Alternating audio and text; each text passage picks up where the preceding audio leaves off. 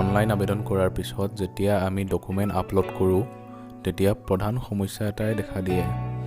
ডকুমেণ্টৰ সাইজক লৈ এই সাইজটো কেনেকৈ কমাব লাগে অতি সহজকৈ আজি দেখাম এইখন সাৰ্টিফিকেট মোৰ ইয়াত 140 KB আছে এইখনৰ সাইজ কেনেকৈ কমাব লাগিব মই একদম সহজভাৱে দেখাম নমস্কাৰ বন্ধু-বান্ধৱীসকল মোৰ এই ইউটিউব চেনেলটোলৈ আপোনালোকক পুনৰবাৰ স্বাগতম জনাইছোঁ মই বহুত দিন ভিডিঅ' আপলোড কৰিব পৰা নাই তাৰ কাৰণে আপোনালোকে বেয়া নাপাব আহকচোন ভিডিঅ'টো আৰম্ভ কৰোঁ এই সফটৱেৰটোৰ সহায়ত অতি সহজভাৱে আপোনালোকে ডকুমেণ্টৰ সাইজ কমাব পাৰিব এই সফটৱেৰটোৰ নাম হৈছে RIOT Image Optimization Tool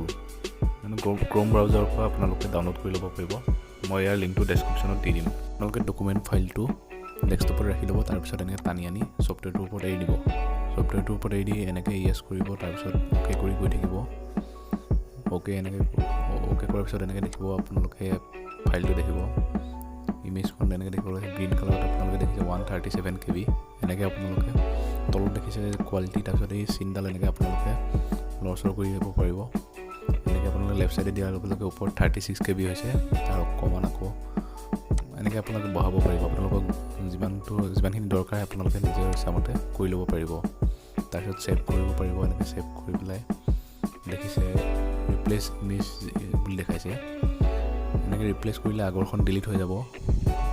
এনেকৈ তাৰপিছত আপোনালোকে ন' বুলি আছে নোট কৰিলে ন' বুলি কৰিলে আপোনালোকে এখন নতুনকৈ ছেভ কৰিব পাৰিব এনেকৈ ন' কৰাৰ পিছত ডেস্কটপত যাব যাই পেলাই নতুন ফাইল এটা ক্ৰিয়েট কৰি ল'ব তাৰপিছত ছেভ কৰি ল'ব পাৰিব ছেভ কৰিব আপোনালোকে জানে নেদেখালেও হ'ব ক'ত ছেভ কৰিছিলোঁ আপোনালোকে চাওক পিকচাৰ কোৱালিটি অকণো চেঞ্জ হোৱা নাই অকণো ফাটা নাই আপোনালোকে এনেকৈ নিজৰ ইচ্ছামতে সাইজটো কমাই পেলাই এনেকৈ কৰি ল'ব পাৰিব এই সফটৱেৰটো আপোনালোকে ডাউনলোড কৰি ল'ব পাৰিব তাৰ কাৰণে আপোনালোকে ক্ৰোম ব্ৰাউজাৰ অন কৰিব লাগিব ক্ৰোম ব্ৰাউজাৰ অন কৰি পেলাই আপোনালোকে তাত লিখিব RIOT Image Optimization Tools এয়া চাওক আপোনালোকে দেখিবলৈ পাইছে এনেকৈ ওলাই আহিছে তাত ক্লিক কৰি দিব ক্লিক কৰাৰ পিছত আপোনালোকে তলত যাব তলত গৈ আপোনালোকে দেখিব ডাউনলোড এইটো দেখিছে ইয়াত ডাউনলোড কৰি দিব ডাউনলোডত ক্লিক কৰিব ক্লিক কৰাৰ পিছত এনেকৈ ৰাইট চাইডত গ্ৰীণ কালাৰত ডাউনলোড বুলি দেখিছে ফ্ৰী ডাউনলোড তাত ক্লিক কৰি দিব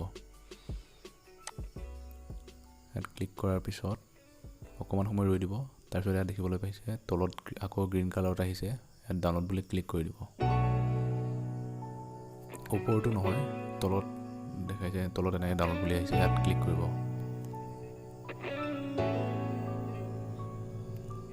এইটো ভাইৰাছ ফ্ৰী হয় কোনো ভয় কৰিব নালাগে একো নহয় ডাউনলোড কৰিব পাৰিব গ্ৰীণ কালাৰটোত ক্লিক কৰি দিব ক্লিক কৰাৰ পিছত অকণমান পিছতে হৈ যাব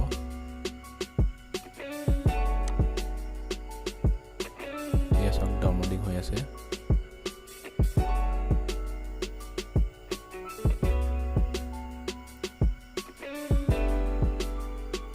এয়া হৈ গ'ল